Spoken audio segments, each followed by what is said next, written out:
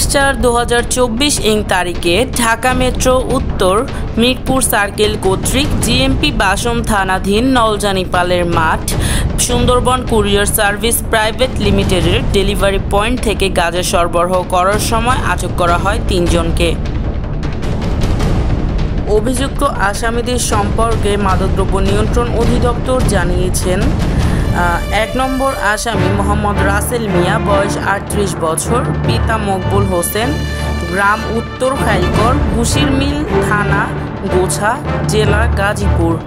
2 নং আসামি মোহাম্মদ সবুজ মিয়া, বয়স 24 বছর, পিতা মৃত ইউনুস মিয়া এবং 3 নম্বর আসামি মোহাম্মদ কাউসার আহমেদ,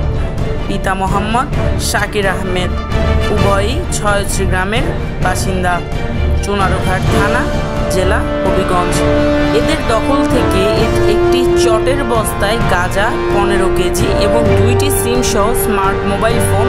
ও 1টি সিম সহ বাটন মোবাইল ফোন উদ্ধার পূর্বক গাজীপুর জিএমপি বাসন থানার মাদকদ্রব্য নিয়ন্ত্রণ আইন 2018 সনের 36 এর সারণী 19 খ ও 41 ধারায় একটি নিয়মিত মামলা দায়ের করা হয়।